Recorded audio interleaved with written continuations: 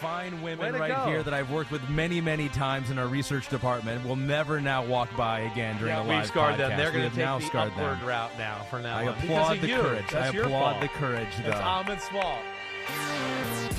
Yo, what's up? Chris Simms Unbuttoned. It's a Wednesday. It's March something, and I don't know the exact date, but it's the day, the official day of free agency begins. It is March 15th. March 15th. Thank God for the phone. Ooh, the Ides of March, right? Isn't that the Ides of March? The middle of March, right? Isn't that a famous thing? Is that what they call? I think you're right. The Ides of March. Right. Beware the Ides of March. Oh, Ides. What does Ides mean? I don't know. See, that's where where I spent my time being dumber watching movies. You've read things like this that tell you, and I think it means the middle. The middle, right. Beware the middle of March for some reason. Right. But no, I know why for NFL teams. Yeah. You could overpay for some dudes. That's why. You definitely could overpay for some dudes. Beware. Beware teams, don't overpay for some dudes, as Ahmed says, in the Ides of March. Julius Caesar, dictator of Rome, Pete has come through immediately, is stabbed to death in the Roman Senate House by 60 conspirators led by Marcus Junius Brutus. Oh, et tu, Brute? Whoa. Look at you. You're so well-schooled and cultured. The day later became infamous as the Ides of March. So that's what it means. Okay. Conspirators. Wow. That's nice. Did that. Good 60 of them. Right. So beware the Ides of March. In the Ides of March, be careful about walking behind the Chris Simms Unbuttoned podcast scene here. Yeah. You never know what could happen. Could get on a called live broadcast, HR problems all over the place. It's just right up our alley. It sounds perfect, actually. So if you're watching on YouTube, this is not live right now, and you already know that because you just clicked on a link. So, but I had a whole lot of fun doing the live broadcast. One of my favorite pods we've ever done. Yeah. You know, I might have messed up a few details here and there, but when you're doing it live and you have no idea what's going to come or, what you're talking about, okay, blah, blah, blah. But still, it was fun. I think we unpacked some things, in real time for the audience. I think it's something we're looking to do maybe a little more often. I think so too. Yeah, I think when you reveal some of your draft rankings, I think it'd be cool. And we had the chat going at the time, and there were a few hundred people in the chat, and it does help. It did help kind of. It kind of steers you in the right direction. Maybe if you're not thinking of something, our homies are smart. They can help us out as we go. No doubt about it. I think it's a definite thing we got to do. And hey, homies, let us know when you want us to do it too. It'd take your input. You're always involved in this show. You do have 33%. Or maybe less. I don't know. It's me, Pete, Ahmed, so maybe you're 25%. Okay, yeah, since you're the right Bleacher Report there. days, they've lost a few percentage points, but that's okay. Yeah. It's more of a team effort. Right. I mean, maybe they want to have a live YouTube today, so we could just talk about Aaron Rodgers all the time. It'll never end. Yeah. It's just live on YouTube. The decision, Rodgers and Lamar Jackson until the end of time, until they sign. Oh my gosh, here we go again. So this is what we're going to do. We're going to go through, we talked about a lot of the players that signed on Monday, and it was cool because a lot of the signings and some of the big ones happened live on our pod, which is why it was very fun. But today we're going to kind of look at teams and now the construction of certain teams and how have they fared in free agency so far. So we're going to get to as many teams as we can here, but we will start with some of the big news out there, and we will start with the Jets. And yes, Aaron Rodgers will be talking to Pat McAfee, and by the time you're listening to this, you may already know what he said. Right. And so we were talking to Pete before the pod, and we were like, maybe we could speculate what Aaron will say. That's very dangerous. It's hard to do. I mean, maybe even Aaron doesn't know what he's about to say. Freezing cold take. There's a chance out there that you already know what he said on that podcast. But it does seem like it's going down the road of, if not the Jets, who? Yeah, nobody. Right? Nobody. Right. So it's just a matter retirement or Jets. It's just how do we get there at this point? Right. And we're at the point now where it's like, if he's not a Jet, I'd be more shocked than anything, right? I mean, all the rumors that are circulating about, all of a sudden now the Jets are in, contract talks and reaching out to Mercedes Lewis and Randall Cobb, right? So all those signs are pointing towards that, let alone the biggest sign we got was yesterday, and the fact that they signed Allen Lazard to a 4-year, $44 million contract in a position where they're not all that desperate, to need an upgrade in talent there. Right, so I would think that makes maybe Corey Davis expendable. Whether he gets traded, released, I don't know what happens there. But, yeah, Rodgers is setting things up and getting him in the way that he's going to make this transition most comfortable for him. And, yeah, I don't know what it's holding up. Nobody knows what's holding it up. I mean, nobody. I think you know that I know enough big-time people in the NFL that I haven't got an inkling from anybody as far as if they know it's going to drop on the Pat McAfee show today or what exactly the details are. I've speculated maybe some contract things. Is there a way he can lower his number, so the Jets aren't, get bit in the ass later down the road. Florio doesn't think that's as big of an issue because of this, option bonus he has involved in the contract that lowers his number significantly.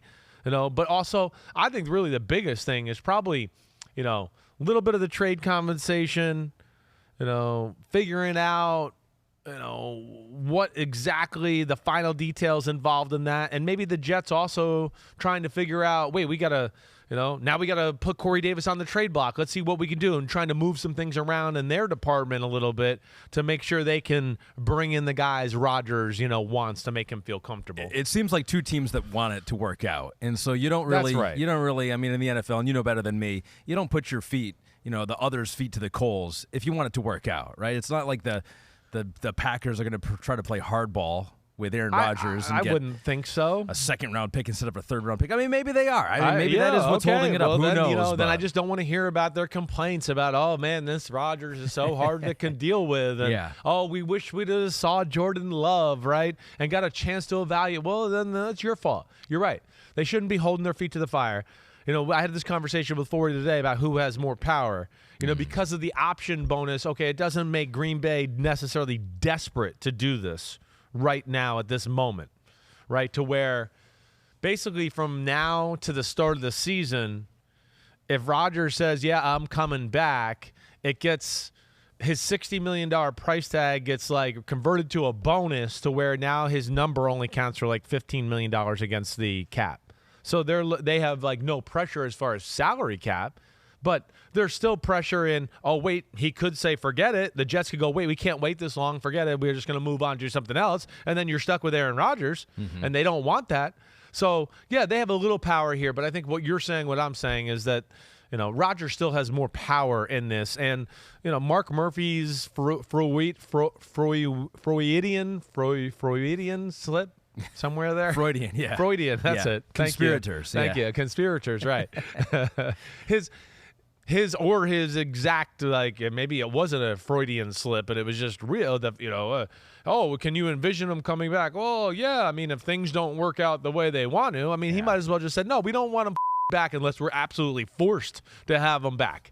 So that takes away their power, too. And, I would think they want to move on from this conversation and being a distraction. I'd be shocked that if you're not listening to this right now, that he hasn't told us he's going to sign with the Jets on the McAfee show, earlier today and say, hey, there's a few details. I haven't signed the contract yet, but I'm going to the Jets. I'd be shocked if that doesn't happen today. And if it doesn't happen, then I'm on the next pod, we're freezing like, wow, cold take. Wow, we're Chris shocked. Simms is wrong. Beware the Ides of March. We messed that one up.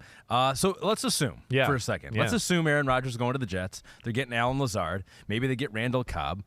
Maybe they get Mercedes Lewis. Maybe they get Jordy Nelson. I mean, I don't know. Where's Jordy right now? Is he out there? Clay Matthews. Clay Matthews. They got the safety in Chuck Clark to the Jets. Nice addition. Re-signed Quincy Williams. Right. They got Greg Zuerlein, the leg, back.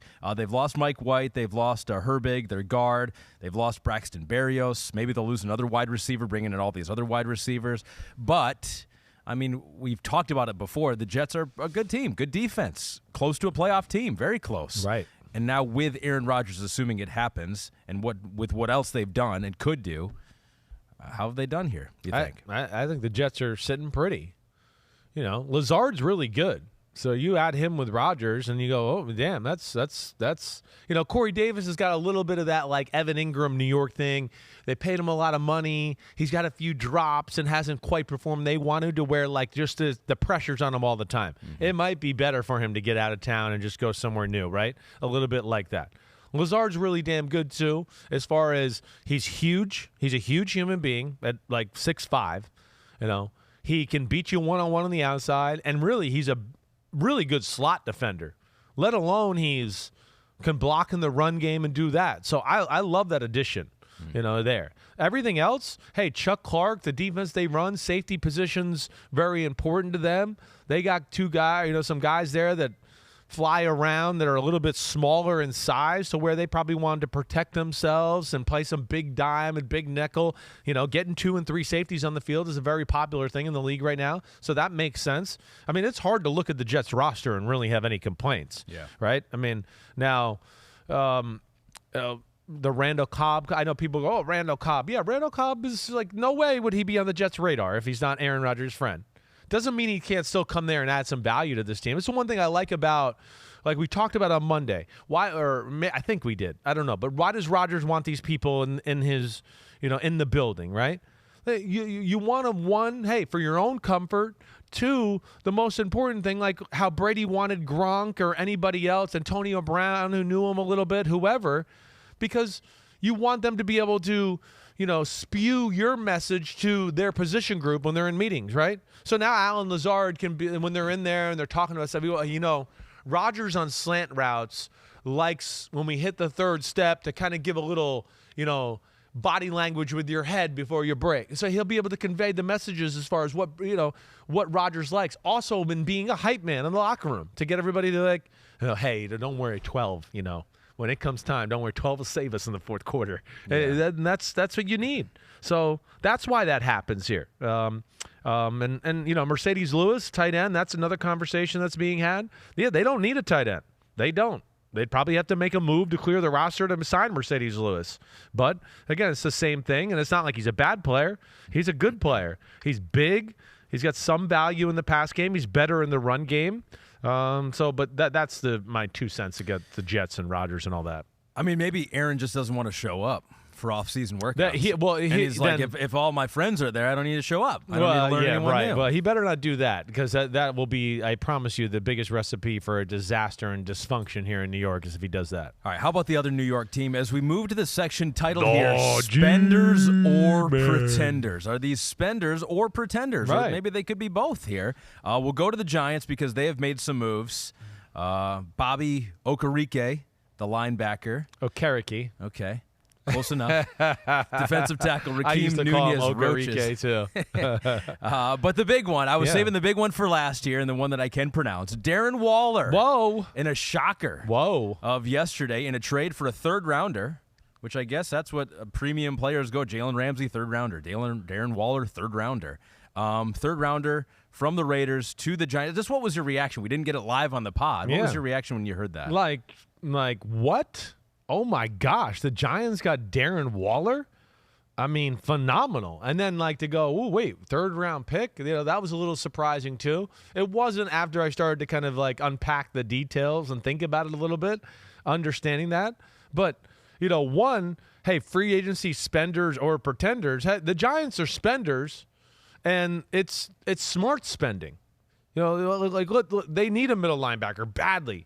Bobby Okereke is a really good value signing, like my TJ Edwards. From where, not a superstar, but you go, damn, I'm glad he's our starting linebacker. Damn, he's a hell of a player. And then you don't have to pay him huge money, right? So I love that signing. And of course, then, the ability to re-sign Daniel Jones and tag Barkley and all of that, big time. Sterling Shepard, they like him. Wan'Dale Robinson will be back, right? So they're sitting, in a good spot. I don't think they're done. But the Waller thing was a birthday gift. Just never saw that coming, right? And I think within that offense, too, I think, again, what we saw from last year, I think Daboll, first off, coming from New England, knows how to use tight ends. That's always been part of their fabric and DNA up there. We saw he liked Dawson Knox up in Buffalo, right? So that's a thing. I think with the offense we saw this year, right?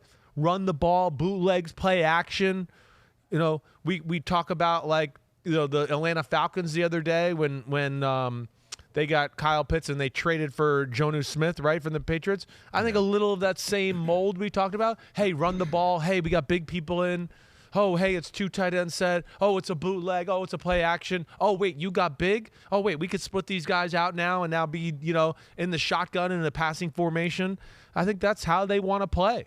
I think they showed that. And then Waller is a true mismatch, right? And When he plays. When he plays. And I think that's the question. Let's get into that part of it now, right? Because like you and I were both shocked, at least at face value. When I first saw it, I was like, wait, what, a third rounder? Wait, Darren Waller? Yeah, Darren Waller healthy is worth way more than a third rounder. Exactly. But here's where I started to put it together. First off, knowing that group out there with the Raiders, knowing how they operate in New England and their DNA, right?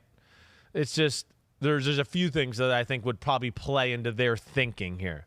One, who has been the master of getting rid of people a year before it's too late, or you know what I mean, right? Belichick is famous for that. Unpopular cuts or releases, and then like a year and a half later, going, "Hey, CFC, you, I was right," right? So I think they're a little like that. They'd rather make the move a little earlier than too late and then get nothing. But then knowing that group up there, this was always a point of emphasis.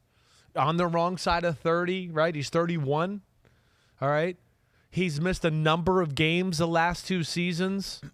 All right, so you add that, onto the fact that, there's a prevailing thought, and this isn't news to you, Ahmed. Usually over 30 injuries in multiple years usually leads to another year of injury, or maybe more. You usually can't shake that bug. And New England plays those numbers and analytics, right? So this is New England, Las Vegas, and that's what they're doing. Here's the other part that I think plays into this too. Jacoby Myers. Jacoby Myers. There was people in the NFL that I know thought that because there wasn't a ton of big receivers out there in the market this year, right? That guys like Jacoby Myers and company might fetch $15, $16 million a year, which is they're not worth that.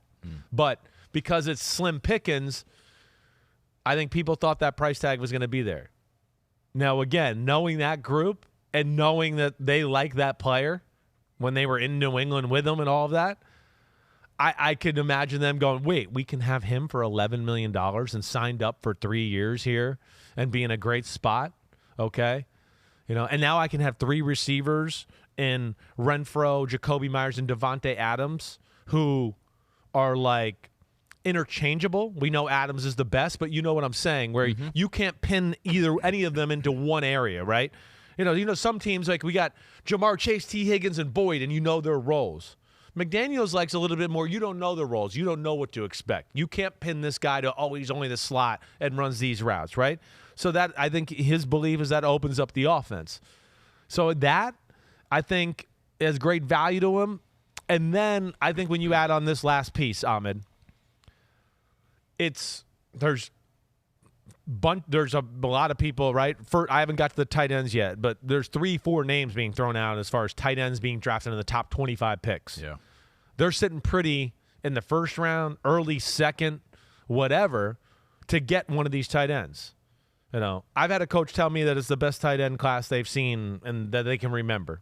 So it's like the depth is good, the high-end talent's good, so that's all there. So then again, me going back to the New England thinking of what I do a little, like, again, that's where they play analytics, and they go, wait, Darren Waller, up there in age, 30-something years old. Oh, wait, and the Giants had interest and willing to trade. Oh, and he has an injury history, and we're a little scared there. Oh, wait, we get Jacoby Myers locked up 3 years. We know it. We're good. We get a tight end on a rookie deal 4 years. So now we have 2 players, right, with 7 years ahead of them as compared to, Darren Waller. We got him 1 more for sure, but I hope it's more than that.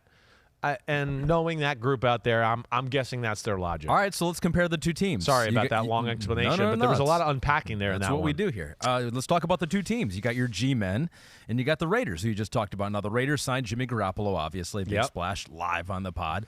Jacoby Myers comes over. They got Marcus Epps, too. They re-signed Josh Jacobs on the franchise tag. Amir Abdullah is added to their backfield as well, former Lion out there. So they've lost Waller. They've lost Derek Carr. They've lost Jarrett Stidham.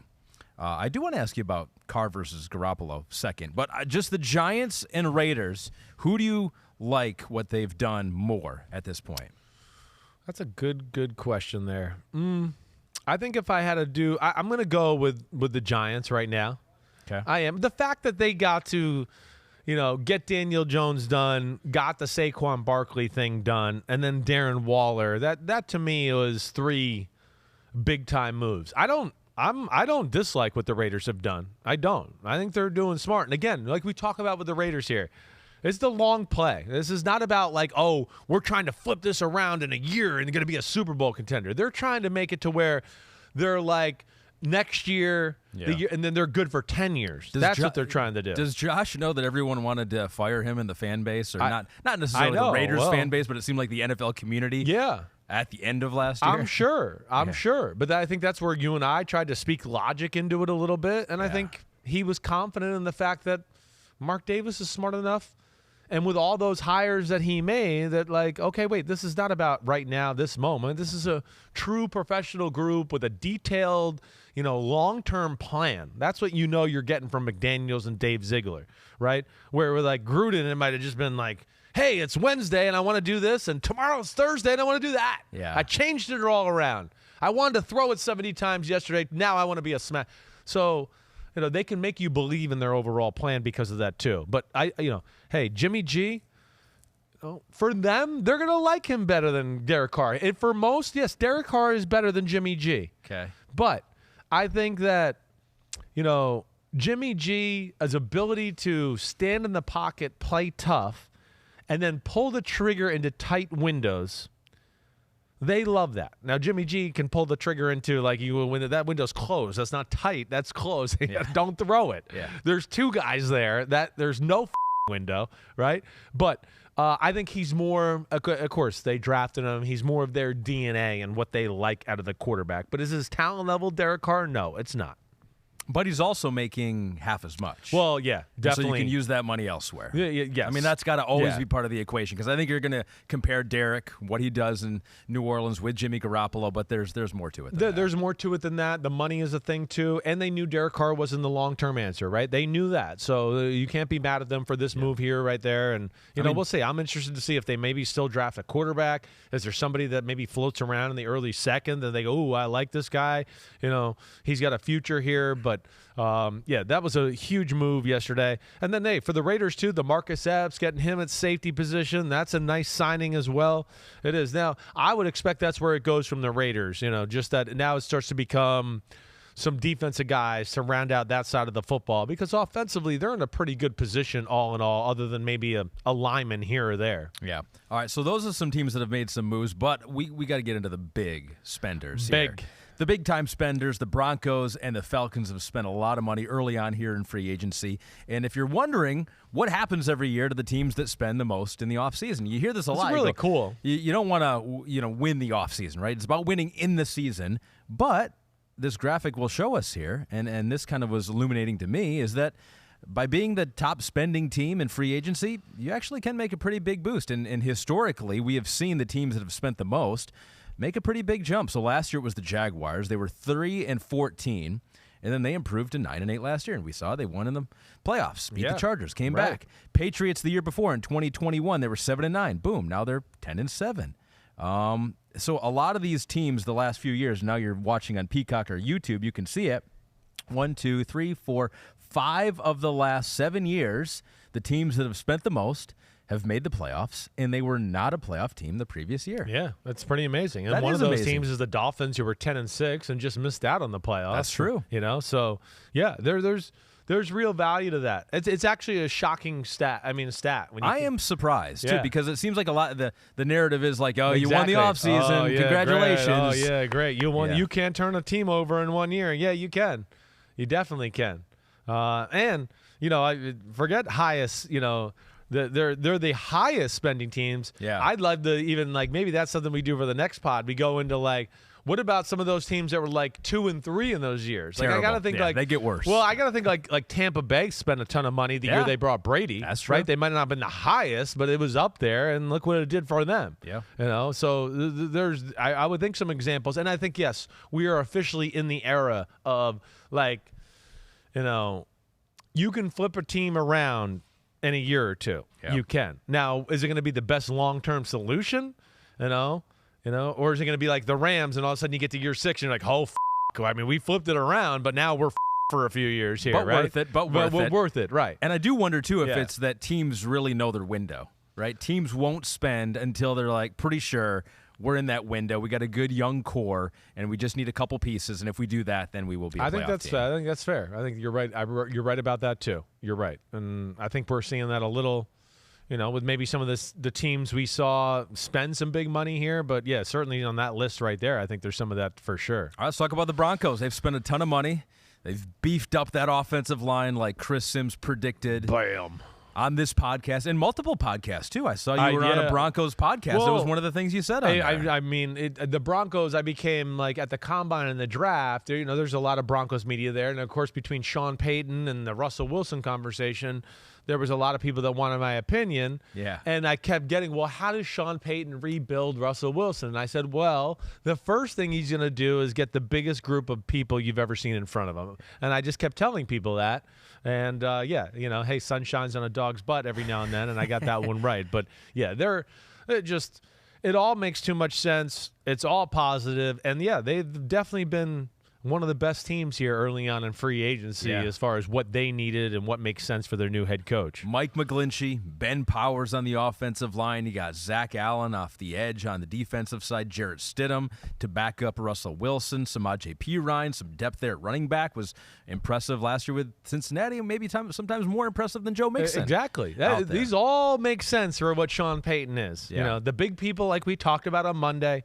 That's where Russell's going to feel good. He wants to control the ball like we talked about. Bill Parcells' school of thinking. Powers is a big dude. McGlinchey is a big dude. I think the 49ers wanted to keep McGlinchey, but, when you're a team like the Broncos who had a good amount of money to spend, it's a new head coach, they're going to overpay maybe a little bit for a guy like McGlinchey to get his culture and first year off to a good start. So does that. Then, like we said, Zach Allen, I think that dropped on Monday too, right? We talked about that on Monday, maybe? I think after it was after? Done. I think so, What a great signing that is. I mean, one poor man's TJ Watt or JJ Watt, that's really kind of what he is. I mean, I'm not trying to say he's JJ Watt. You know what I'm saying, though, is that type of role, can play 4-3 defensive end, can play 4-3 defensive tackle, can play 3-4 defensive end and 2 gap and do all of that. So he's very versatile, let alone who's the new defensive coordinator for the Denver Broncos? Oh, that's right, his old defensive coordinator from the Arizona Cardinals. Yep. So he's got an inside look and know what he really is. Valuable backup in Jarrett Stidham. Now Russell Wilson's got a little bit of a hot poker up his ass, right? He can't just go, oh, it's Johnny No Name behind me at quarterback. I could throw 74 interceptions today in practice, and nobody's going to care, and they'll never pull me. Now he's got a guy that, pushes him a little bit, but is not threatening. And then Payton can have a guy that goes, hey, I know this guy knows how to play quarterback. He'll be able to run my offense. And then you said it. Samaje Perine's hell of a player. And not only between the tackles runner, but we know that he values the Alvin Kamara come out of the backfield, catch the ball role, right? Yeah. And that's what Samaje Perine's done for the Cincinnati Bengals. He's been their third down back. So, yeah, I really like the signings. Maybe not your superstar signings, but you just go, ooh, really good player, really good player, good player, good player, good player, really good player. And that's good sign for the Broncos. And it still all hinges on whether Sean Payton can fix whatever was wrong last year with Russell Wilson. And maybe it was the protection and just him being comfortable back in the pocket. I think it's part of it. We had too many weeks here where I said, look, he's looking at the rush. We showed videos, right? There's open guys. That's what I mean. So this is part of the rebuilding of the monster is, hey, don't worry. I got you protected. This is why I got this big guy right here, and he'll circle Mike McGlinchey and Ben Powers. You just sit back there and look at the safeties. Tell me where they are, who dropped here, who dropped there, and that'll all be part of this rebuild of his psyche. And he looks at Russ and goes, Russ, let's ride. Let's ride. He goes, you're speaking my language. I like that. So the Broncos have spent a lot, but the Falcons have spent, I think the Falcons probably leading right now. I'd have to see the tape on that one, but they've spent a lot of money on some premium players. They got Jesse Bates, the safety, over from the Bengals. Jonnu Smith in a trade with the Patriots. David Onyemata, defensive tackle, big guy up front. Taylor Heinicke, my guy, at quarterback to provide some shifty depth. And, we have a quarterback controversy once again. And then Chris Lindstrom locked him up on the offensive line, locked up Caleb McGarry, so keeping some of their best guys. That's right. What do you think so far? Marcus Mariota no longer in the picture. He has been cut. But what do you think overall with the Falcons so far? I mean, like, again, for what they are and how they want to play, this makes total sense. I mean, when I think of Atlanta, like we talked about Monday, it's big, it's physical, it's ball control, right? That's what they're going to do. We talked about the guard. He's awesome. He's the best guard in football. Lindstrom. Yep. Caleb McGarry's good tackle, who's homegrown there. And, yeah, keep that going because we know they're a run-first football team. So that's great. We talked about Lorenzo Carter. Yeah, they're into big people on the edge of the defense and all that. Lorenzo's a huge D-end outside linebacker type. So that makes sense totally as well, right? And then, man, I mean, their defense needs, I still think, another splash player here. But, safety was certainly an issue. Jesse Bates, best safety on the market, and can do a lot. I mean, both safety positions, nickel, whatever, he can kind of do it all. So that's amazing you got him. Onyemata's, again, a guy that can be a tentacle for the new D coordinator from New Orleans. Physical in the run game, going to be great there, but also can, vouch for the new D coordinator in the building and send his message to the rest of the locker room or the D lineman there. So I love that. And that's the same with Caden Ellis, who's a good middle linebacker they signed also from the Saints. So, yeah, I like it. Now, to me, it's like, where's we going to get another receiver? What about the pass rushers? Maybe, again, I like the running back Algier, but if you're going to play that style, man, I'd maybe want to see somebody a little more talented there. So how are they going to play out the rest of this free agency? And then, of course, the draft is going to play a factor in filling out those spots too. So of these two teams who have spent a lot of money, you got the Broncos and you got the Falcons, who sitting here right now on the Ides of March do you think has a better, is closer to the playoffs? You got the Broncos, who maybe you like better, but are in a tougher division. They're in a tougher division, exactly. And the Falcons, who have done a lot in a weaker division. Yeah. I'm going with the Broncos, one, because of Sean Payton.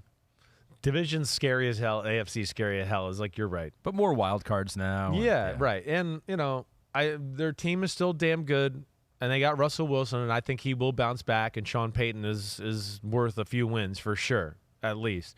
Falcons love it. South up for grabs. Man, Michael Thomas back to the Saints with New Orleans makes me think, well, they're clearly the best team in the division right now. But I think I would still give the edge to the Broncos because I'm unsure of the quarterback position thing. You brought up Taylor Heinicke. Yep. I don't know. There's two schools of thought that we could go here. Is Taylor Heinicke there because, okay, it's Desmond Ridder's job and he's there to be, if it doesn't work with Desmond or he gets hurt, we got you?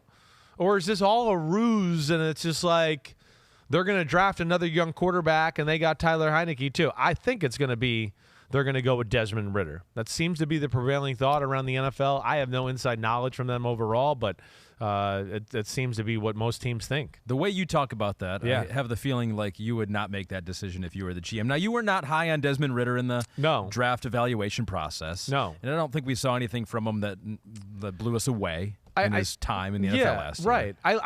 Right. He was one of my favorite interviews. I love the guy, right? And that's why it hurt you to watch the film. Well, the throwing is not good enough. Again, it was better, but still not like this is where I want to make sure I'm clear with this because there's potential for this kid, but I don't think it's to where I would go, hey, this year, right now, year 2, you're our starter. Let's go, right? Like, okay, maybe if you another year or two down the line and you're in this position, you start to go. But that would worry me. From what I saw in certain games, I just don't think it's good enough in that department.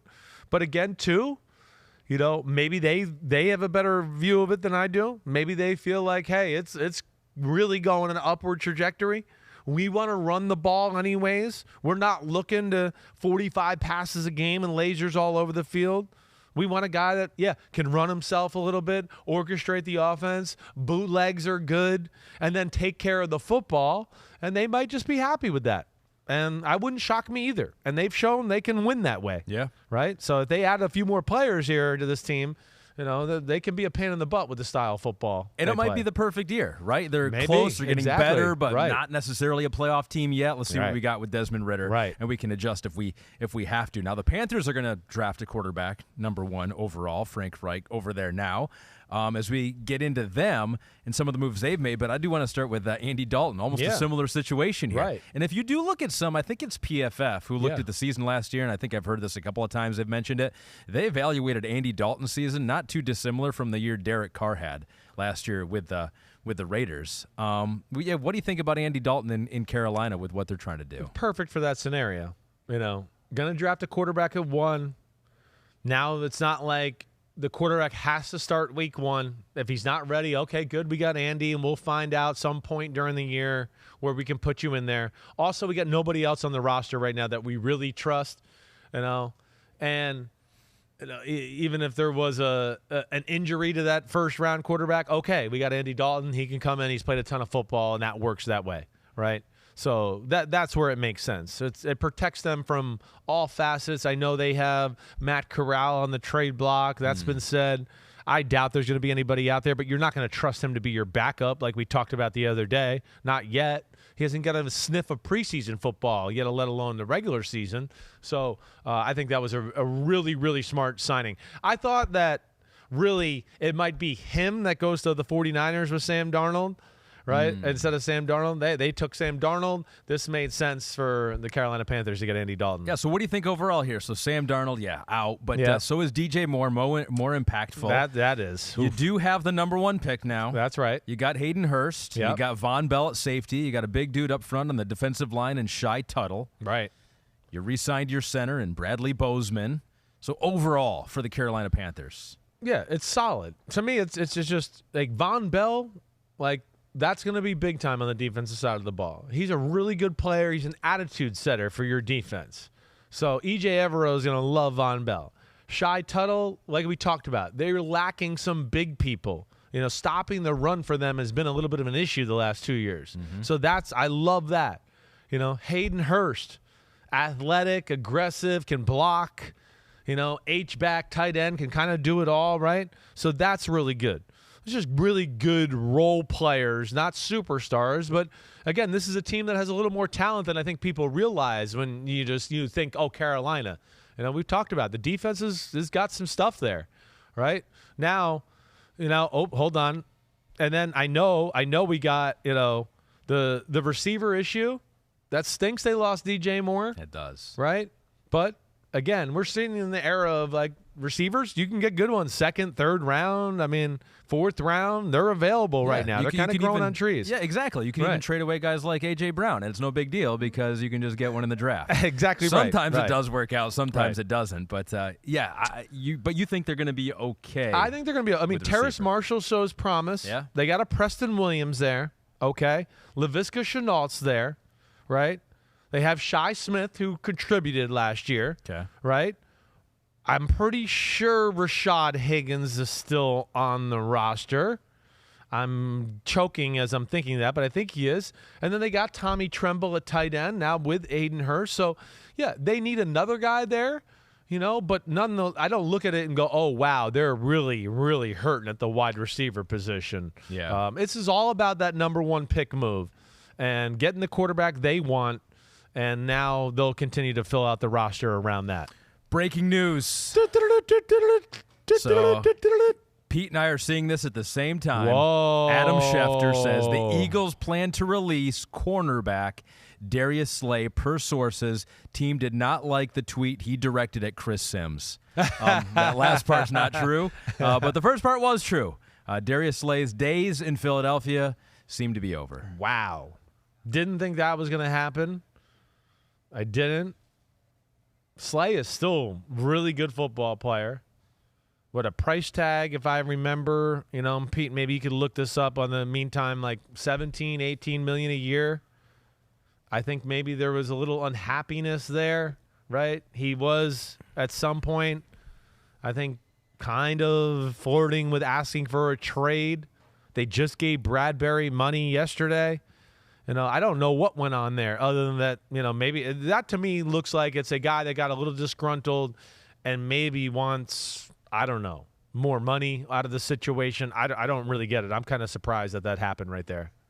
Detroit Lions, he can come back home. He's coming home. Yeah, I mean, The Eagles, I think this would be a good time to maybe get to the Eagles here. Well, yeah, I'm looking up. What I want to look up real quick is just I'm trying to look up his contract here just real quick as we get just to get a little bit of a base thought on that, just to see if that could actually be the issue here. $26 million cap number this year, Pete says. All right, so that's a big number for a guy that's, again, getting up there in his age and a good corner, but not like the top corner in football, right? So, yeah, $26 million cap hit, $17 million as far as, what he was supposed to be paid this year. And this kind of ends, I think we're spot on here. I think we're getting to the point here because next year it's $12 million, right? So I think we're getting to a point here where they see, oh, wait, this guy wants a new contract. We got Bradbury. We signed him. It is coming to the end, right? They obviously couldn't trade him, probably because of, again, the year of his career and because of the number he's getting, and then also knowing he's going to ask for more contract or another contract. 32 years old, going into the 11th year. Yeah, I think that says it, but still shocking. I thought when they lost out on Javon Hargrave and didn't re-sign him, that they would be comfortable in some of these situations and still be able to handle it. But maybe, again, with the trade, the draft picks they have and all that, maybe they're looking at it and going, hey, future, first, one of the first, second round, we can get a good corner in this draft, and we feel like we can replace that and be okay and, in a few years be just fine and dandy. So they've lost a lot. Holy cow. They had a lot of free agents. agents. We knew this was a possibility. I didn't think they were going to lose this many right away. I will say that right off the bat. They lost Javon Hargrave, as you mentioned. Yep. TJ Edwards gone. Kazir White gone. A couple linebackers out the door. Marcus Epps, who also talked about, gone. Right. Darius Slay, gone. They did re-sign James Bradbury. Yeah. Jason Kelsey's coming back. Yeah. Boston Scott's coming back. Right. Brandon Graham's coming back. Yep. They did get Rashad Penny. But are you concerned at all that the Eagles have gotten significantly weaker so far in free agency? Yeah, it changes their team. It's still really good. We know that. But, now we're looking at it and going, ooh, who are they going to fill in there? Ooh, that position group's not, no longer in the top of the league conversation there. Chauncey Gardner-Johnson, where does that go? How much money is he asking for? Yeah. Chauncey Gardner-Johnson's an awesome player. I don't. He must be asking for top-of-the-line safety money, and that must be holding him back. But, again, he deserves to be paid. Maybe not like the top 3 safeties in football, but there's some guys out there that are making $13, $14 million a year where I go, Chauncey Gardner-Johnson's definitely better than those guys, and he needs to be on a football team. So I don't know. Obviously, is asking for too much money. Maybe like an Orlando Brown has almost priced himself out of the market a little bit. We'll see where that goes. But that would go, a long way to making Eagles fans feel a little bit better if they could sign him back. Yeah. He's awesome versatility. He's like, like we were talking with Jesse Bates a little bit, but even more versatility to be in the nickel's position in the slot there. That's where he's awesome too.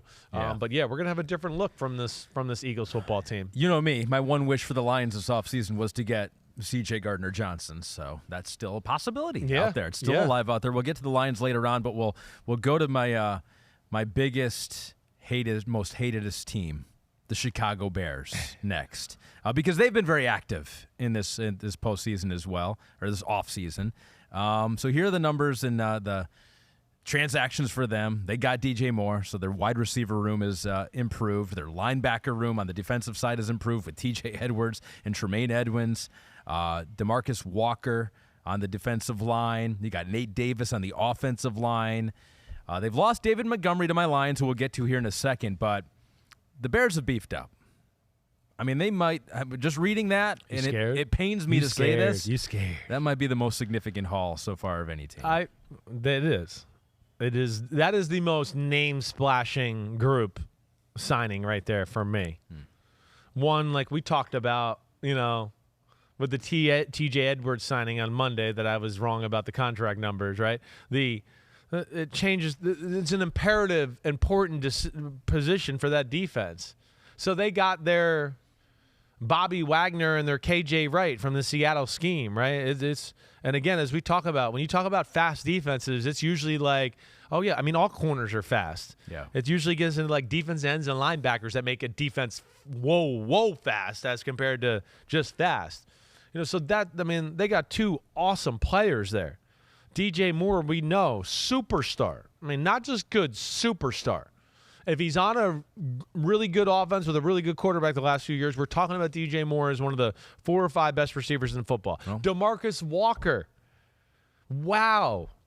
Like, everybody in football is looking for guys like DeMarcus Walker. He fits that line, and this is a 4-3 defense rooted in that Seattle scheme where it's defensive end, defensive tackle, just win the gap, do that. So he's awesome from that. Nate Davis, like one of the most athletic guards in football. I mean, athletic, weirdly strong for his size, right? And the fact that, I mean, what's Nate Davis weigh? Like, you want to look? Nate Davis is like, I think, the only guard in football that's like in the 280s, right? Somewhere in there. But yeah, to get him, hey, Travis Homer's got some home run type speed. No pun intended there. But yeah, I like what they've done maybe more than anybody as far as just changing the team and like also like we always talk about sizzle, splash players, guys where you go, wait, these guys can make some big plays and some big moments to change the game around. And it was a tight football game and now you won because Tremaine Edmunds tipped the ball with a pass down the middle and it got tipped in the air, interception, or DJ Moore caught a bubble screen and ran 50 yards up the sideline, right? I'm big into that. The league's too close now to just think, we're going to out-execute everybody, every play, every week, the whole year. How many games could we come in here on Monday and go, it really came down to these 2 or 3 plays. That was it. The game was dead even. It was 2 plays that changed it. It was a long snapper. Yeah, right. I mean, it's just so, that's where these guys are those kind of guys. Oh, and Nate Davis is listed at 316, so I was a little off. 316. Maybe he's gained some weight since the last time you saw him. So you mentioned that on a good offense with a good quarterback, DJ Moore is a superstar. Right. I mean, there's still some debate whether he's in that situation now. Pete goes in a rundown. He says, is Justin Fields the best passer that DJ Moore has ever played with? So who's he played with? Sam Darnold, Baker Mayfield. Who else? P.J. Walker, maybe? Yeah. Jake Delhomme. Has he been there that long? I mean, yeah, I got Nate Davis confused with the other guard on Tennessee that was lighter. That's where I got him confused with his weight. But either way, going back to that subject. Well, sorry. One more thing. It's been a while. Yeah. But what do you think? Justin Fields. Yeah. Best passer, best quarterback that DJ Moore's played with? I mean, Baker's a better passer, right? Yeah. He's played with some better passers at this moment. But nobody that's like, oh, wow, this crushes it. Yeah, Baker's a better passer. Sam Darnold's a better passer. Right? But none of them can change a game like this guy can. Yeah, he can open up more things. Exactly right. And he's a pretty good deep ball thrower, which DJ Moore's going to like that too.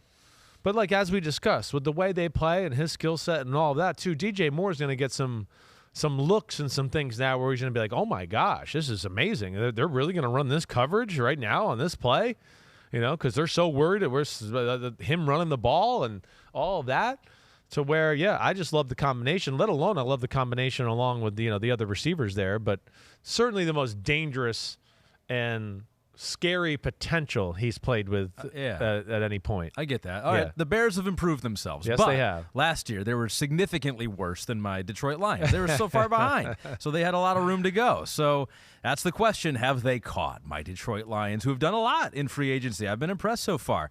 We knew they had to bolster their defense. Think they might do some of that in the draft. They got a couple first-round picks, but they got Cam Sutton from the Steelers, kind of an under-the-radar guy that the more you read about him, and people are like, man, he made that defense tick. It wasn't a great defense, but it wasn't because of him. No doubt about it. He's one of those guys that I think, everybody would look at in football on the defensive side and go, damn, he's good. I wish he was on my team. Like one of those. Not a superstar, right? But you'd go, shit, he could play slot corner and play man-to-man for my team anytime. He's not your number one, covers the number one receiver, but everybody else, you go, oh, I like him. And then he tackles and does all the other things as well, too. Cheap deal for Emmanuel Mosley.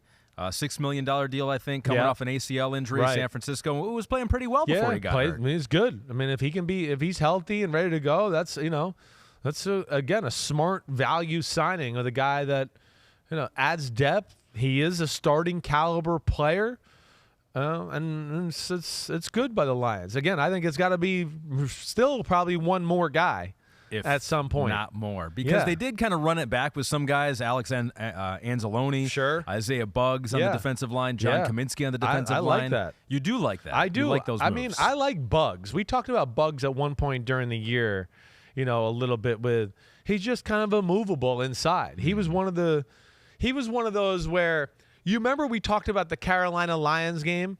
And it was the Carolina ran for like 297 million yards against you guys. I was going, it wasn't the D tackle's fault. Yeah. Right? Remember, they kind of exposed the linebackers and a few scheme things where I went, D tackles, I've watched the last 3 games. They're not getting moved. It's the other guys that are the issue. So I like Buggs from that standpoint there. Anzalone, he's athletic. He can do it all. He's the modern-day linebacker. He's very good in coverage, sideline to sideline.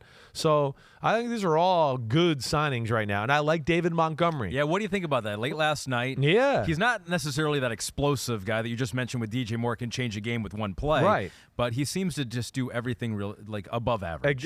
That's exactly it. And then I think he's a great compliment to DeAndre Swift, who can be more the explosive and run for a 60-yard run. But Montgomery is like strength, unbelievable shiftiness for the size he is, right? I mean, think about his ability to break ankles and kind of weave through tackles in between the tackles is very special. And break tackles. I mean, he has some lower half. I mean, his legs and ass are worthy of a Hall of Fame conversation. So, there's some there. He's an upgrade over Jamal Williams, that's for sure, and for my money. And that's no disrespect to Jamal Williams. I know he's done a lot of good things, right? Got a lot of hype off the 18 rushing touchdowns where I want to go, listen, a lot of guys could run the ball in from the 1-yard line. Let's not, make him the best running back in football because of that. I think it's a really good compliment with DeAndre Swift. David Montgomery, 22 rushing touchdowns perhaps behind that offensive line. So like what the Lions have done, the Vikings have had some turnover here. Some guys that you like coming in, but also they've lost some guys. So they've signed on the defensive side here, Marcus Davenport on the line. Corner, Byron Murphy, so you like that. They got Josh Oliver at tight end here. They re-signed Garrett Bradbury on their offensive line, but they've lost some significant names as well. Dalvin Tomlinson on the defensive line. Eric Kendricks, longtime Viking linebacker. And then in the secondary, Patrick Peterson and Cameron Dantzler. So some comings and goings overall. What do you think about Minnesota? Well, they got to retool. I give them credit. I kind of said this to Florio a little yesterday where good for them for not just standing pat and resting on laurels and going, we had a good year, and our defense wasn't great, but we still won games and we, pulled them out. Realizing wait, this isn't going to get it done. And they're probably watching film going how the fuck did we win all those games? How did that happen? Simms was right. Good. Well, good for them for not, staying the same. Because if you're staying the same, you're getting worse. Patrick Peterson, but it's at the end. Right, so it's just not a huge loss for them, and you can get younger, and save some money there.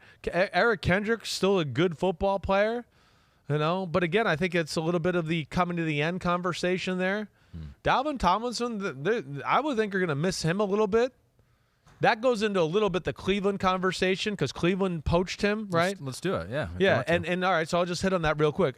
Cleveland paid him a lot of money, but I think because I know they and the Eagles are also very hot on Javon Hargrave trying to sign him.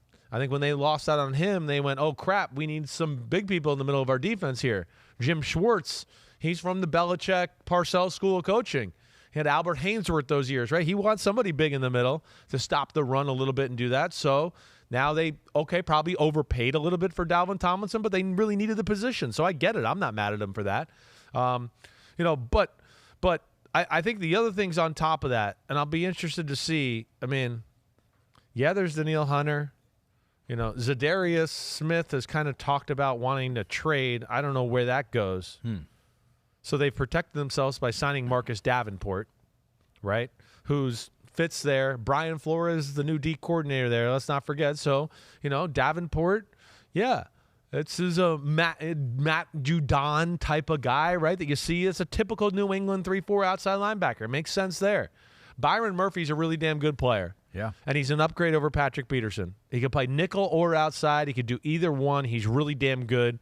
So that's probably what led them to, releasing Peterson. And I think it was I think Peterson only had one more year left on his deal anyways. And then they got tight end Josh Oliver, who has some physical talent, just hasn't really put it together yet. But they're a team that knows how to use the tight end a little bit. So we'll see. Yeah. We'll see. And I would think that, the defense continues to be a little bit of a focal point here as we continue through free agency. Yeah, some of the names you like there, but how will they replace Dalvin? Will they have to make a trade with Za'Darius? We'll find out on that. But you touched on the Browns a little bit, so let's just go there real quick. Right. They've added 2 guys on their defensive line. You got Dalvin Tomlinson and then Ogbonnia Okoronkwo. Right. Did I get that right? You did get it right. Well, they're like our number one thing we talked about with them last year, right? Was they're too small. Yeah. Athletic, but way too swayed the athletic side. So where you go, wait, when the Chargers are running for 100 yards on you, you got a problem with your run defense, right? So I would, good for them for addressing that issue right off the bat. Because it's just too speed oriented, and like I just said with Jim Schwartz, hey, speed's good, but he's a believer in size as well, and he's at least getting that started there in Cleveland. I guess it's like they've had the team now for a couple of years, and especially last year. Of course, Deshaun Watson didn't play the whole year. They've had the roster that they feel like can compete and is there and is ready to break through, and so you might not see a whole lot of turnover, but I think it's because they already think that they're. Outside of beefing up the run defense, maybe it's like they should be there. They should be there. They have themselves to blame a little bit here. I think that's the big thing, right? I mean, they were in a good spot.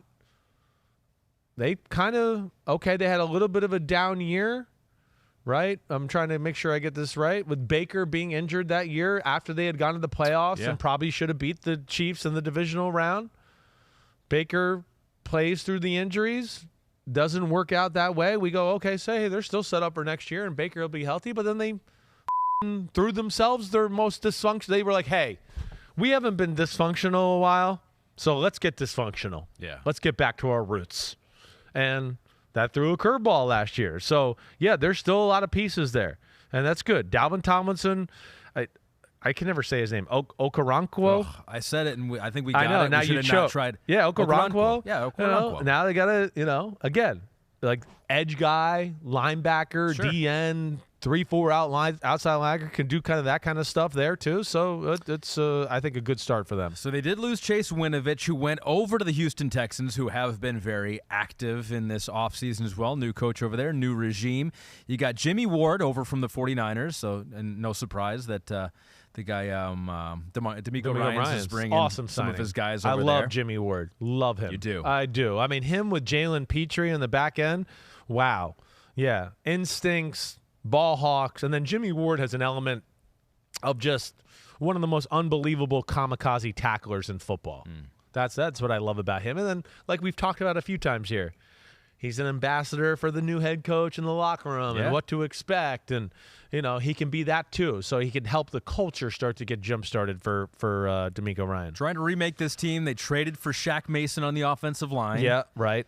They got Case Keenum as their backup quarterback. They got some help in the wide receiver room with Robert Woods, Noah Brown, Andrew Beck, tight end. So it's a lot of moves that I think you see a team that's a little bit far away still from competing, but just trying to make some incremental improvements. That's kind of what it is. It's good moves. It's certainly round out the roster. You couple Brandon Cooks with Robert Woods and Noah Brown. That's a pretty damn good three right there. That really is. I still sit here and, I guess still want a difference maker or some splash players from the Houston Texans. I still think that's needed, just as far as like, I guess Brandon Cook still fills that role. I guess I just worry that we're getting towards the end. There's a little injury history there. Yeah. The running back is awesome. We know that. I guess what I'm saying is the defensive side of the ball more than anything. Just again, there's a lot of good on their D line, but I'm big into the player that can make the play, somebody that can give us the sizzle, and that's the part they're still missing. And we all expect them to do quarterback at number 2, right? And then I would think that defense is going to be a pretty big part of their resume here as the offseason continues and into the draft. I mean, that's why you bring in a defensive-minded He's head coach. He's going to want right? to get it going in his direction, right? Every head coach, for the most part, would love you. Hey, I coach the defense. Let's go all in on the defense so I look like I'm the man, right? And then we'll go from there.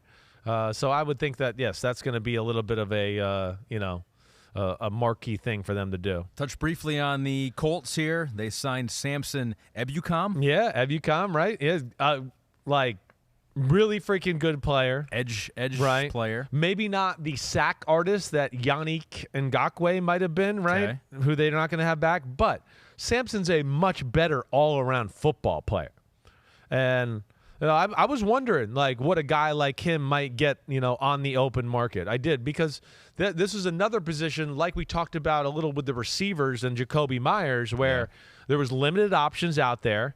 And I think some of these guys that we thought, they're only worth this, might get more money just because, there's not a lot out there this year. So played for the 49ers last year, right? And he signed a 3-year before that. 3-year, $27 million deal. Yeah, so $9 million a year. Okay, yeah. I think there's some people out there that thought it might take $10, $12 million to get him signed. But that's a really good signing, and he's perfect for them. He is a good pass rusher, but he is also really damn good in the run game. He is a physical presence and been one of the more under-the-radar, really good players for the Rams and the 49ers over his career. He's not a superstar, but you just go, damn, I'm glad he's on our team. Yeah, he's not our highest paid D lineman or anything like that, but you got to have a guy like him, on your team, and he's awesome that way. And they traded away Stephon Gilmore, the defensive back, traded him to the Cowboys. As we go to our next section here, the contenders, better, worse, or the same. And let's just start with the Cowboys because there's a connection there. So they get Stephon Gilmore. Haven't done much. In fact, that might be the only thing they've done so far, right? It is. I think it is the only thing they've done so far. I guess they tagged Tony Pollard. Yeah, that's right. No brainer there. Oh, they signed Leighton Vander Esch, who, of course, is their own, but they got that done. All right. But they lost Noah Brown, as we just mentioned. Right. Connor McGovern is gone on the offensive line.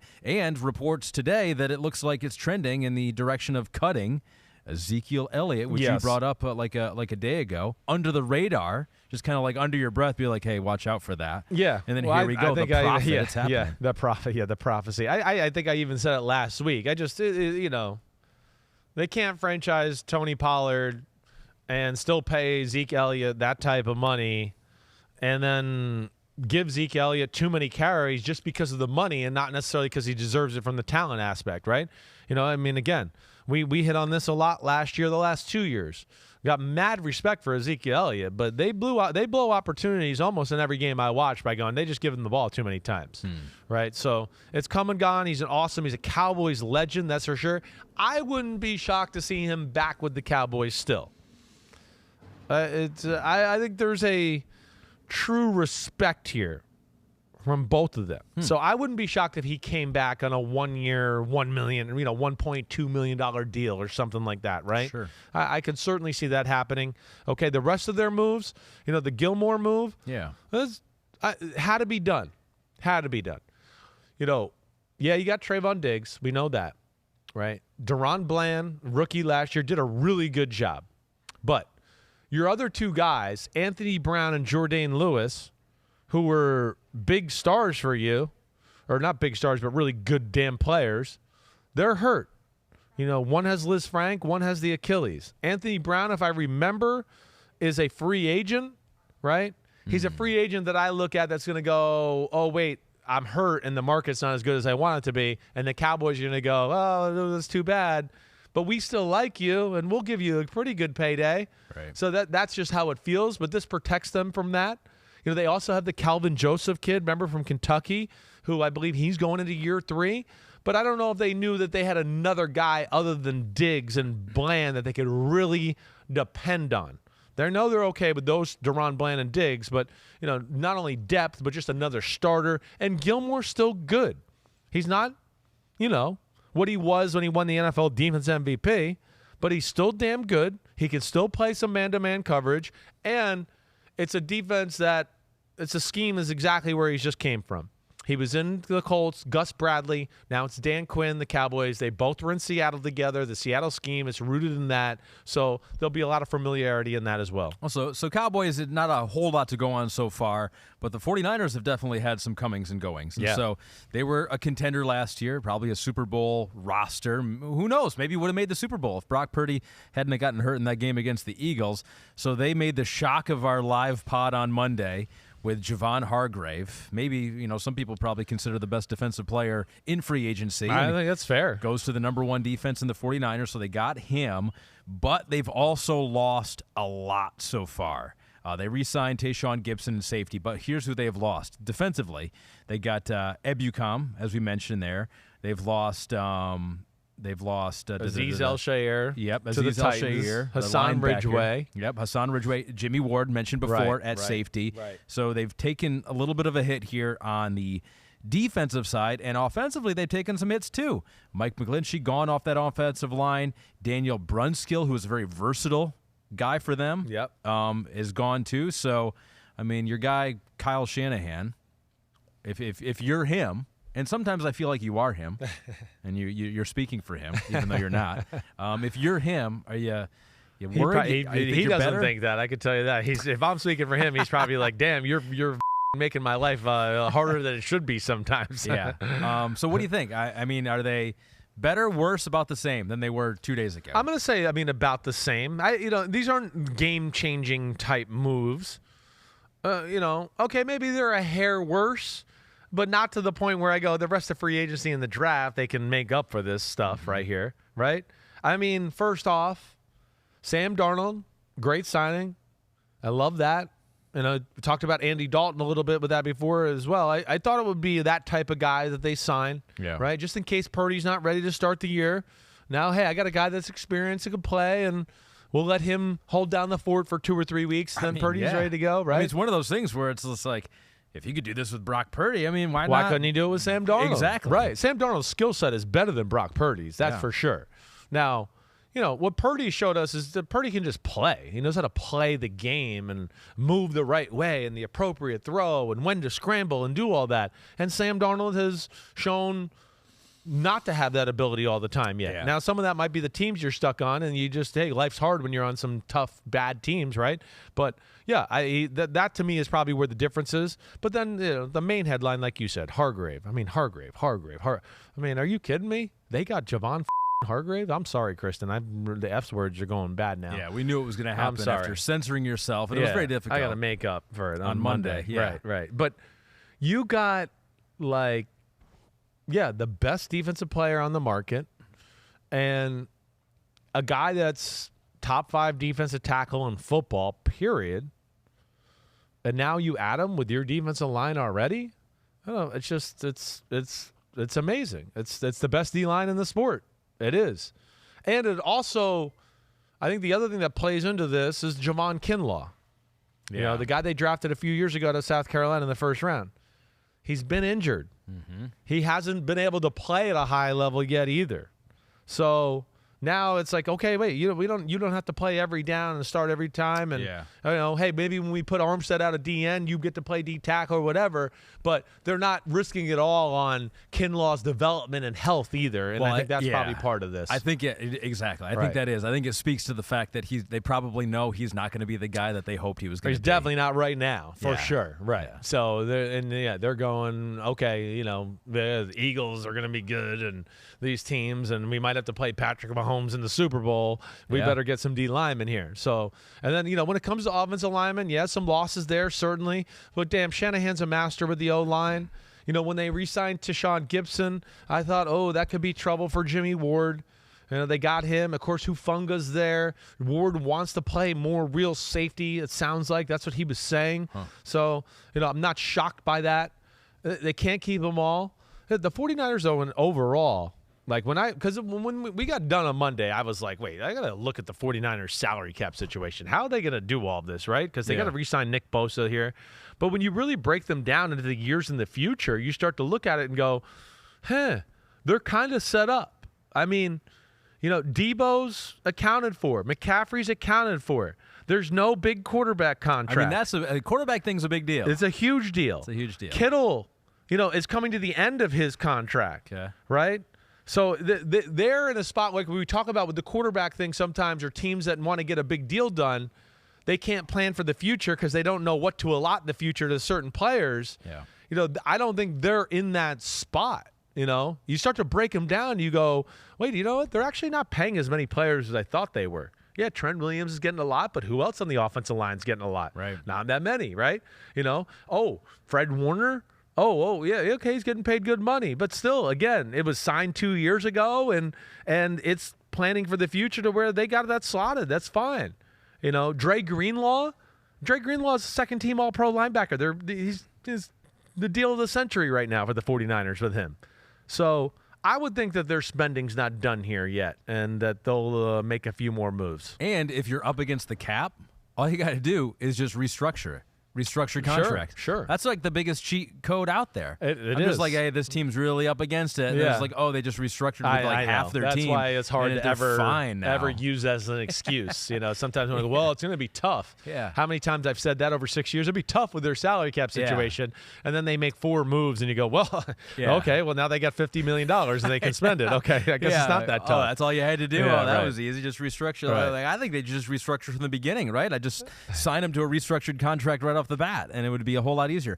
Who knows what they'll still do? Maybe they'll beef up their offensive line with some deals out there, like a guy like Orlando Brown is still out there, and that is a guy that the Chiefs apparently are walking away from.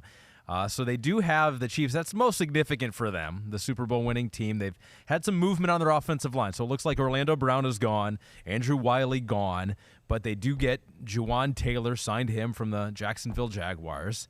So offensive line was very good for them last year. Where do you think it stands right now?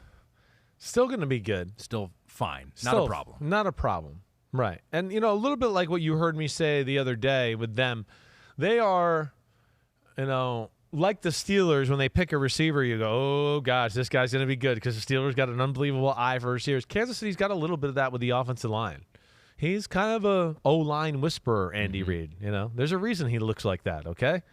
He's got a little O-line in his blood, all right? It's like, listen to that guy. He looks like us. Yeah, he likes to eat like them. He likes to look like them, okay? A little bit. But, yeah, I think that's, where that goes. And then with them, I just never know, like, is there somebody coming up the ranks that, they go, well, hey, we think this guy's going to be good. Yeah. Is there like a Lucas Niang who they took from TCU 2 years ago? That's what I mean. That's what I never know with them. I'm still, though, back to your point, shocked that Orlando Brown's out there. I heard Adam Schefter say yesterday or whatever that, a lot of the league still views him as a right tackle. I don't give a shit what tackle he plays. He's really good. I mean, he's obviously, like we talked about with Chauncey Gardner-Johnson, priced himself to such a point that teams are like, well, you're really good, but you're not the best tackle in football. Yeah. So that's what it seems like. But, yes, not worried. That's one thing with them. Like receiver and O-lineman, I'm never going to worry about with Kansas City. They got the eye. They know what to look for. So it's not incredibly troubling. It's just I'm amazed that Orlando Brown's out there right now. Yeah, it's interesting. I'm trying to see some of the reports out there in Orlando. Yeah, they Brown, got guys like Darian Kennard, who was a rookie last year from Kentucky.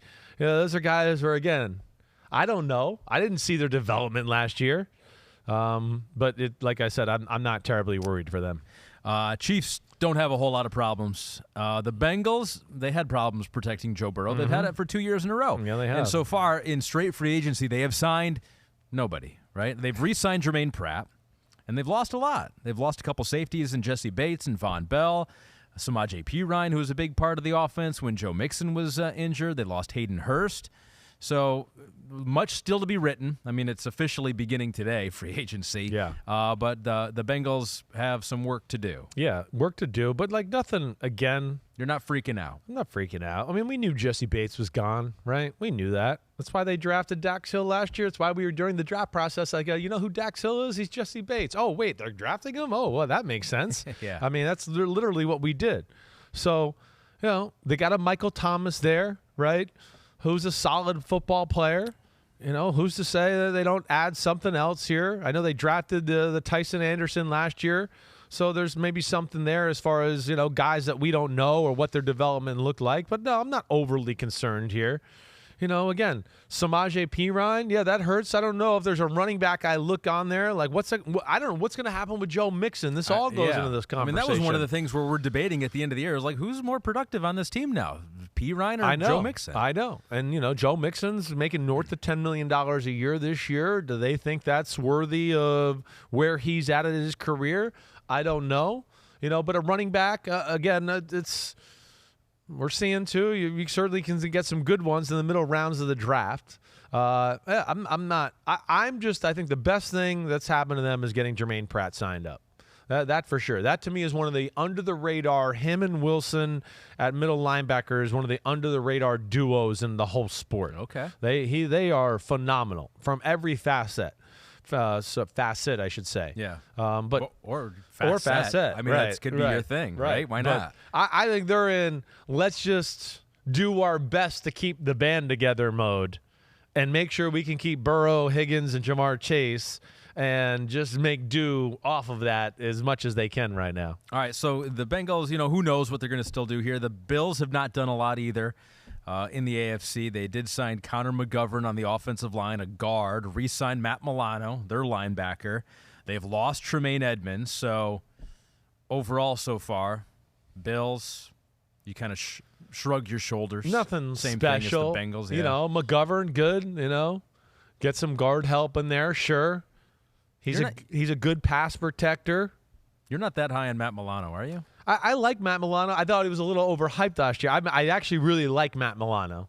But like the whole world went a little too far last year, which is funny how that can work with because he'd be one of those guys like 3 years ago. I was telling people they were really good, and they were like, really? He's not that good. And then now it's like, oh, you can't tell me he's not the best linebacker in football. I'm like, no, I can actually. I'm going to tell you right now he's not. But yeah, awesome football player. I mean, awesome. Let alone, quarterback of the defense type of guy, too. Sucks they lost Tremaine Edmunds. Yeah. That was, that's one there, though. That was an expensive price tag. I think that's another one where you can classify, like, new coach. They got a ton of money. I know it's not a new coach, but second-year coach. Yeah. And they were willing to spend the extra $2-3 million a year to make sure they got a guy that they needed at an important position. Well, I think that's a good discussion, too, kind of like we talked about with Jimmy Garoppolo and Derek Carr. It's like who's better is one part of the discussion. The other is like how much does it cost? I know. I mean, for what Matt Milano costs and for what Tremaine Edmunds costs. You like Tremaine Edmunds more as a player. Right. But for the cost, it's pretty You're close. You're going to go Milano there. You are. You are. At least for me, as much as I love, and I really love Tremaine Edmunds. I mean, he's a player. Yeah. And he's a specimen. But do I look at him and go, oh, he's one of the 2 or 3 best linebackers in the game? I don't. There's not enough splash plays out of Tremaine Edmunds for me to put him in that category, right?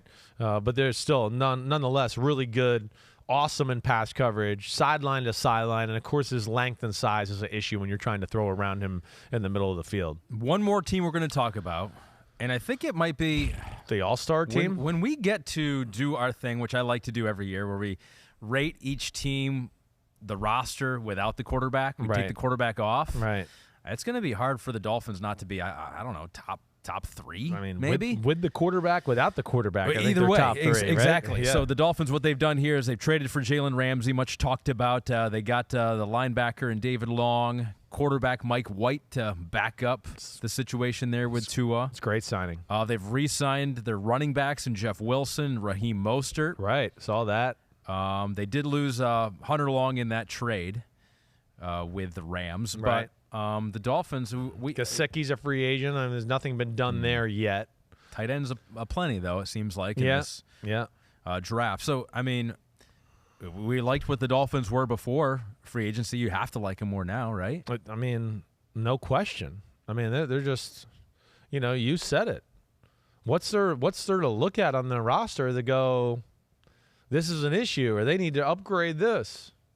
I don't know if there's really one that exists. I know on Monday I brought up like the offensive line, or maybe that. I don't even know if I really believe that. Other than I just think they need to play together and kind of develop a little. It's not like it's like, oh wow, they're so, you know what I mean? I hope I'm conveying that message the right way. I'm not so sure it won't be better next year, even if they don't make moves, just because of getting used to the system, getting coached a little bit better there. But that's like the only position I can look at to go, yeah, they need an upgrade there. I mean, everything else. David Long is a heat-seeking missile at middle linebacker. And he's going to be amazing for them. So that was, for me, a big loss for the Tennessee Titans. Undersized, fast linebacker that is everywhere on the football field. We talked about Jalen Ramsey and what he does and the multiple positions he can play. So, yeah, I mean, you said it. I would be shocked if we don't do our little exercise in early June, top rosters in football, and Dolphins aren't in both of our top fives. They're very good. They're very, very good. Who knows? May even be the pick to win the division. I don't know when it's all said and done. Division? What? I know it's. I mean, what? I know, right? I mean, the Dolphins are the most talented. You still got the Bills and Josh Allen. The Jets, I mean, all of us will say the Jets might be another team that's in the top 5 roster conversation here. And then you got the freaking Patriots that aren't going anywhere. I don't know how good they're going to be, but they're not going anywhere. They're going to be still in the playoff convo. So, yeah, this might be the best division of football. It's shaping out. Yeah, it could force the retirement of Bill Belichick. It's just like, geez, what am I going to do in this division? Right. Can be even halfway decent to still be the worst team in this division. Who's the best team in the NFC North is what I want to know. Our BetMGM parlay preview. So the NFC North odds this week. The odds have changed, so this is coming into the week right, and then now as we sit here right now. And so my Detroit Lions were the favorite before this week, as they should be. I mean, I'm loving life right now. I don't know the last time I don't know if I've ever said that. I don't know if the Lions have ever, in my lifetime, been the preseason favorite to win the division. That might actually be true. It could be. I mean, it would probably have to go back to the 90s, maybe. Maybe, but those teams were like made late runs in the year. And it was like, oh, what a surprise. The Lions are in it. Right. This is a great time to be alive for me. They opened the week at plus 150, and now they're slightly more of a favorite. They're plus 135. The Vikings have stayed steady at plus 300. The Bears, their odds have gone up a little bit. They're plus 300 now as well. But the Packers have dropped. As it seems more and more apparent that Aaron Rodgers will be leaving Green Bay. They are plus 450 to win the division. They are currently picked to finish last, I guess. What do you think of those odds? I mean, I think that, Vikings won it last year, so that may be surprising to some. Your Lions are the team that I would certainly be in the Chris Simms, BetMGM parlay preview. I'd have them number 1, too, with the best odds to win the division. The Bears, the Vikings, don't know what to expect there. I'm just going to say, if I was going to throw down extra money, I would still throw it down on the Packers, just for the value betting it. Okay. Like, if you just made me, you got to pick who's going to win, wham, bam, gun to your head, as we like to do on this, right? Violent. I would go, okay, I'm going to pick the Lions. But if you're talking about, you can throw down $100 and really make some money or do something like that, I'm gonna go with the Packers. One, the Packers defense is still going to be good. It was disappointing last year. I get that, but it was still good, right? They got some good old linemen, the running backs. I think Jordan Love's going to be fine. I wouldn't count them out. I wouldn't have them this far down the list, I guess is what I'm saying. I'm a little surprised to see that. Yeah, it's interesting. Plus 450, it is the worst odds in this division, but I think in some other divisions out there, you might see the second-place team at 450. Okay. I think it kind of speaks they're to telling this you being a little confused of not what to expect here. A wide-open division, Yeah, right? I think that's true. I mean, it is. That's no doubt is that true. The action never stops at BetMGM. You can sign up now using the bonus code SIMS. Your first wager, risk-free, up to $1,000. So, say you bet $100 on the Packers to win the NFC North, like I was saying. I think it's got a good value. If you win, you'll get $450, but if you lose, you still get $100 worth of free bets. Simply download the BetMGM app today or go to BetMGM.com, enter the bonus code SIMS to make your first wager risk-free up to $1,000. We end the pod today with some players who are still out there. Oh, I thought you were going to say who's some players who are shitting on you on social media. We should do that. No, we should start with that to get the blood flowing right off the top, and then the rest of the pod writes itself at that point. All right, so we have written here, Pete has written here, Chris, what are a few names that you're still watching to see where they end up? So names of players still out there. You got Baker Mayfield. You got Orlando Brown, maybe the best offensive lineman. Right. In this free agency, still out there. Odell Beckham, the wide receiver, who I'm not talking about again until signs with the team. C.J. Gardner-Johnson, who should sign with the Lions, and a host of other players. Who is on your radar to who you want to see where they sign. Well, hey, Baker's certainly, there's a quarterback, and you still look at the Tampa Bay Buccaneers and go, wait, who's going to be the starting quarterback for that football team? That makes sense. Yeah. Not Kyle Trask. Yeah, right. And I don't think that's going to be it. So I'm intrigued by that. Orlando Brown, because of the things we've discussed already. C.J. Gardner-Johnson, no doubt about it, because, again, I think he's one of the better safeties in the game. Odell, I don't know. There's a part of me that doesn't think anything's going to happen with Odell here right away. It's going to be, talked about a lot. But I think with what he's asking and all of that, I think he's more of teams are going to kind of figure out their roster a little bit and then go, okay, we do need somebody else, put out the bat or the bat emblem for Odell to bring him in, right? Do you think there's anything to that, Aaron Rodgers and Odell? Well, him being I think on the there's list? a relationship there. I do. I think that they flirted with Odell a few years ago when he went to the Rams, right? I don't think the Packers had the money to give Odell. Yeah. So, but yeah, I would understand him, wanting to go there. I don't know if the Jets would necessarily want that, but it sounds like they're going to do whatever he wants to do right now. But I have a hard time thinking that happens. Yeah. Other names that are just interesting to me, right? Hey, tackle Isaiah Wynn being out there. We talked about him a little bit on Monday. Wasn't his best year last year, but he's been a starting tackle in football for a long time. Patriots, yeah. Exactly right. First round out of Georgia. What was the other one I was going to go with there? Marcus Peters, still a good football player at the corner position. Not an island superstar anymore, but still really damn good that way. I'm interested to see what happens with him. The other one that I'll bring up is DJ Chark. Yeah. DJ Chark and Paris Campbell are two receivers out there that have, to me, superstar potential, right? And I don't know what they're asking for right now, and I'm sure they're probably asking for a little much, and teams aren't comfortable with that. But they are the two guys that, if they go in the right situation, I go, uh-oh, watch out. Chark is 6'4", and he runs low 4.3s. And I've seen him in every year of his career just run by people like they're sitting still. So there's value to what he can do. Both of those guys end up in Kansas City. It seems like one of them, right? It does seem like one of them for sure. But those are the two guys that, I do look at to go, they can be game changers. I understand there's, been a little injury history with Paris Campbell, and it's risky and all of that. But I guess those would be the last ones I'll use to kind of round out our list for now. What about Levante David? Yeah, you're right. Levante David. Buccaneers. Still awesome football player. I know I need to break it down a little bit more into he's older. He's 33, right? So. It's 33. Again, I think this could be one that, where's his price tag? Does he lower it a little bit? Or, let's kind of let free agency play out. Maybe we get one OTA session or we get 2 or 3 practice, get to evaluate our team a little bit. Oh, yeah, we do need a middle linebacker. Okay, we'll give Levante David, a little bit something closer to what he was asking for in free agency and get it done that way. I wouldn't be shocked to see that happen. All right, that's it. That is our free agency pods. I'm sure there's going to be much more to talk about on Monday, but we have other pressing business to get to on Monday. Yes, quarterback rankings time. There's going to be lots of. Look at me, I was thinking, what do you got in plan? What is he talking? I was like, wait, we might know about Rodgers Monday. I was kind of like, there's we got some news that might break over the weekend here. Quarterback draft rankings. Right, it's going to be a good one. I think everybody knows who my one is. Yeah, we do. We do. I will say, it's some close races between some of these other spots here, and I'm certainly.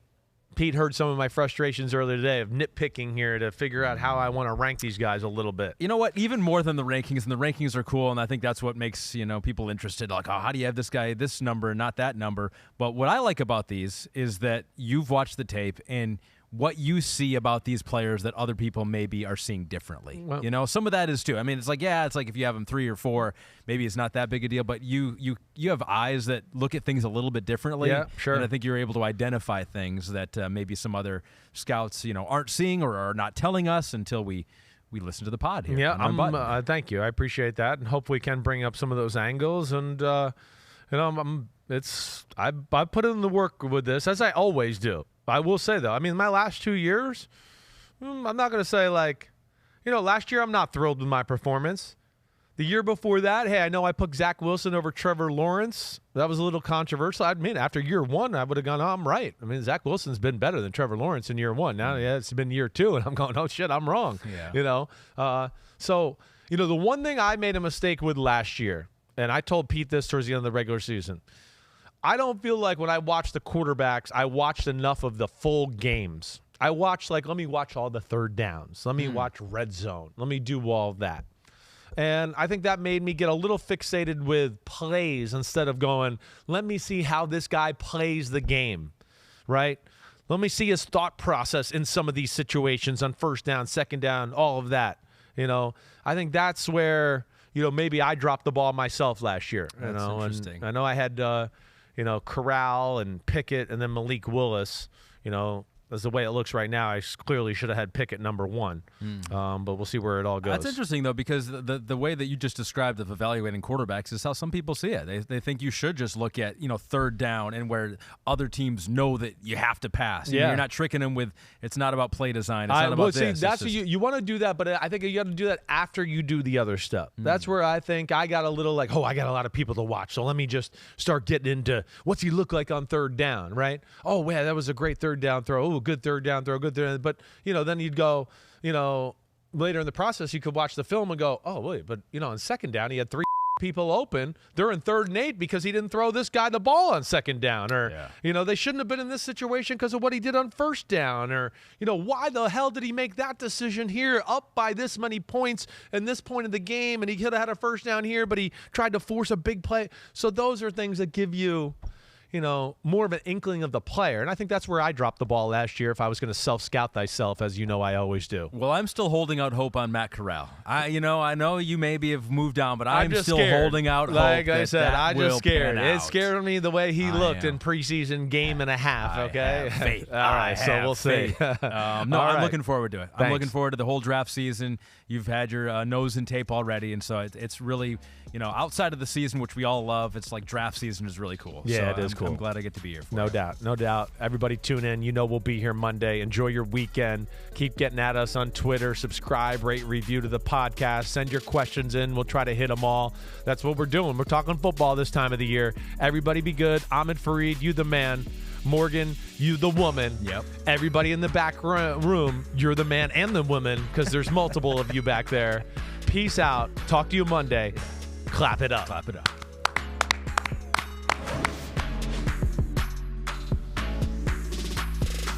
Thanks for watching, homies. Hit subscribe to see all my unbuttoned videos. You get to see me, Ahmed Fareed, all the big player breakdowns, game breakdowns, player interviews, and my film analysis. So please subscribe. Chris Simms Unbuttoned. Peace out.